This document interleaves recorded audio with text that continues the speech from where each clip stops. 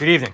According to newly released documents, it was recently revealed that Bill Gates, as well as his foundation, has given over $319 million to hundreds of media outlets, including CNN, NBC, NPR, PBS, as well as The Atlantic. Meanwhile, just yesterday, the European Union equivalent to our FDA, they expressed serious concerns over the effect that repeated booster shots have on a person's immune system.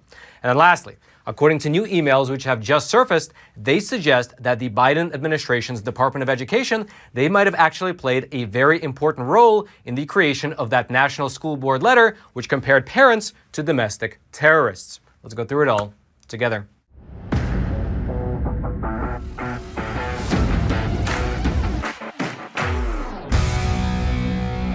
This is your daily Facts Matter update, and I'm your host, Roman, from the Epoch Times. And now let's begin today's discussion by talking about Bill Gates. And to start with, you might not know this, but right now in America, there are a total of 6 corporations which control approximately 90% of the media outlets in this country. Those companies, just for your reference, they're Comcast, Disney, CBS, Viacom, News Corp, as well as at&t. And what this means is that when you dig into the ownership structure of many of the mainstream news outlets in this country, you find that almost all of them are owned by at least one of these 6 corporations. However, some members of the ultra-wealthy in this country, they have been using various strategies to either buy news outlets outright or to quietly donate millions of dollars in order to potentially get more favorable coverage. And so in terms of an example of someone who bought a media company outright, well, there's of course Jeff Bezos, who purchased the Washington Post back in 2013. And ever since he did, well, we've had many interesting little episodes like this one here, where the Washington Post published what can easily be described as a hit piece against Elon Musk. Here's part of what that Washington Post article said. Quote, Elon Musk says he is stretched too thin. Twice in a matter of days recently, the 49-year-old complained of what he called an insane work schedule, juggling responsibilities with his car company, an aerospace firm, and taking in torrents of information in wall-to-wall meetings. Musk, they say, is drowning in outside commitments like his aerospace company and other endeavors while letting quality and strategy at Tesla fall victim. And there are familiar concerns. However, what's interesting to note here is that the Washington Post wrote that article just a month after Elon Musk briefly surpassed Jeff Bezos as the world's richest man with a net worth of about $185 billion. In fact, when the Washington Post was reaching out to Elon Musk to give them a comment for that article, Elon Musk simply wrote back saying this, "Give my regards to your puppet master," meaning Jeff Bezos. Now, there's many ways to look at this type of incident, but the silver lining in all of them is that most people know that Jeff Bezos owns the Washington Post, and so it's all kind of done in the open. It's a matter of public record, and so people can take that into consideration when reading stories like this. However, this is where we get to the story of Bill Gates. Because unlike Jeff Bezos, who purchased his media outlet outright, Bill Gates has taken a much different route. That's right. According to a phenomenal research project that was conducted by Mint Press News, they sifted through over 30,000 grant applications, and they found that the Gates Foundation has bankrolled hundreds of media outlets to the tune of at least $319 million. In fact, sorting through the money that was granted towards these media programs, here are some notable recipients. NPR got the most money of any outlet with over $24 million. And then The Guardian, which includes Guardian.org, they received the second most, which is almost $13 million. And by the way, just as a super quick aside, The Guardian, they once unironically dubbed Bill Gates as Saint Bill due to his work in Africa. I'm sure that did not hurt their efforts at fundraising from his foundation. Regardless, if we get back to this list of media outlets, you'll find NBC Universal, which received $4.3 million, CNN, which received $3.6 million, the Texas Tribune, which received $2.3 million, The Atlantic, which received $1.4 million, Al Jazeera, which received $1 million, and so on and so forth. There are definitely too many media outlets to actually list through. However, what's really cool about the way that this article is formulated is that if you click on any of the dollar amounts next to the name of the outlet, it will actually take you to the Gates Foundation grant, which authorized the payment. And when you actually go through those grants, when you sift through them for yourself, you find that generally this money was directed towards issues that at least publicly Bill Gates has expressed an interest in. For example, the $3.6 million grant that went to CNN went towards, quote, reporting on gender equality with a particular focus on least developed countries, producing journalism on the everyday inequalities endured by women and girls across the world. And then likewise, the Texas Tribune, they received millions of dollars to, quote, increase public awareness and engagement of education reform issues in Texas. And so what happened in Texas is actually a great microcosm of the issues at play here, because Bill Gates, he's a fervent supporter of charter schools. And so a cynic might look at this and interpret this as him essentially planting pro-corporate charter school propaganda into the media, which is disguised as objective news reporting.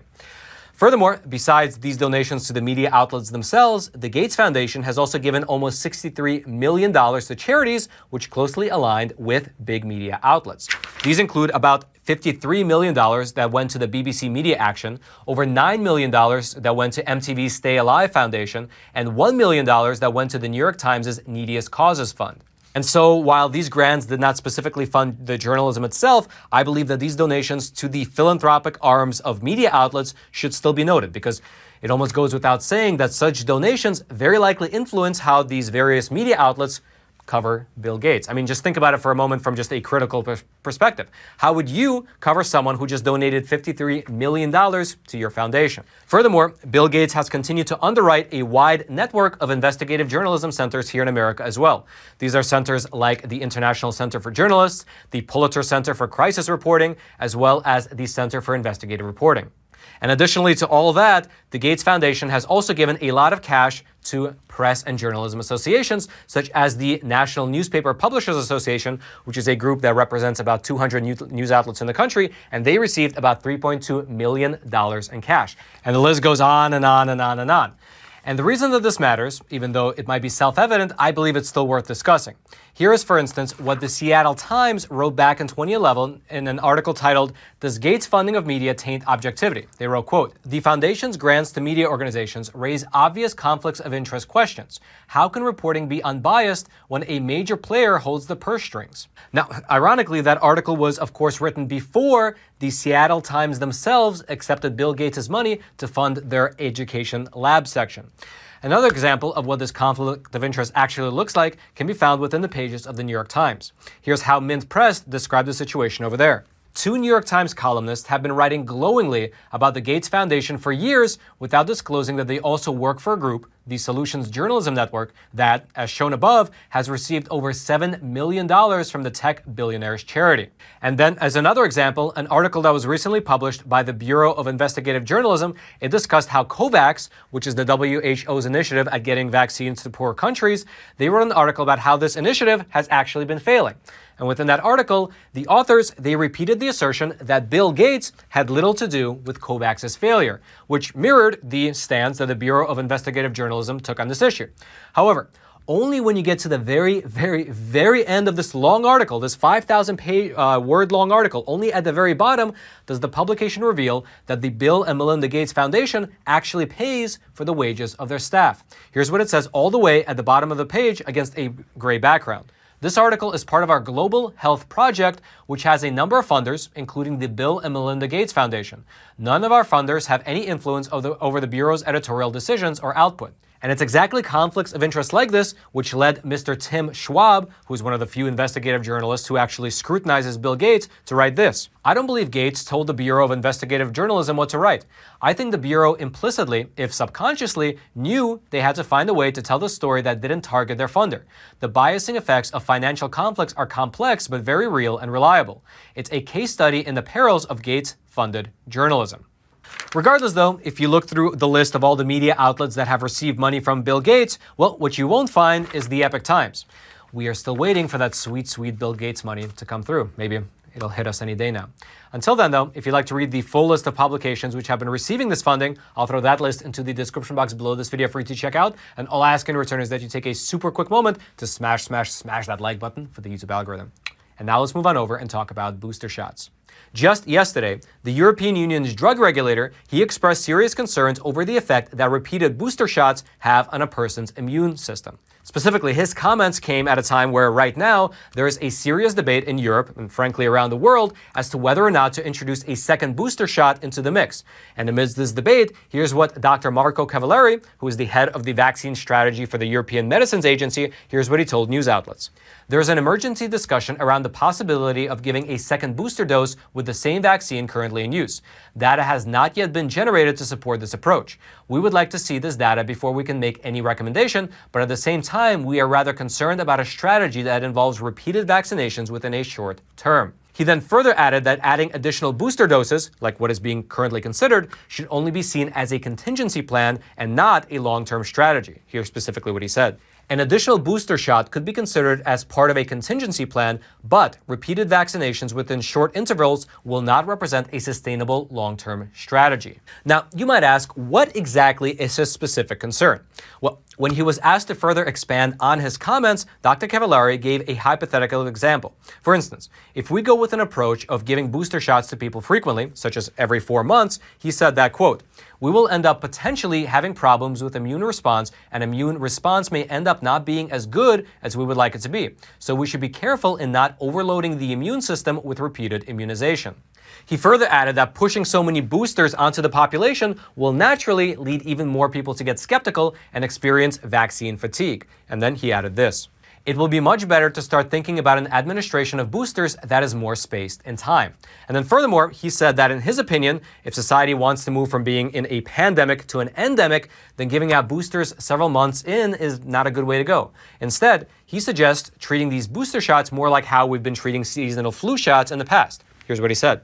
So we should not forget we are still in a pandemic. Nevertheless, with increase of immunity in the population and with Omicron, there will be a lot of natural immunity taking place on top of vaccination. We will be vastly moving toward a scenario that will be closer to endemicity. Ideally, if you want to move toward a scenario of endemicity, then such boosters should be synchronized with the arrival of the cold seasons in each of the hemispheres, similarly to what we're doing with influenza vaccines. And what's interesting to me, at least, is that in that last statement from him that we just read, he mentioned natural immunity. And the reason that I find that interesting is because natural immunity is a much more common topic of discussion over in Europe, whereas here in America, well, when was the last time that you actually heard the FDA talking about natural immunity openly? It's oddly become somewhat of a taboo subject.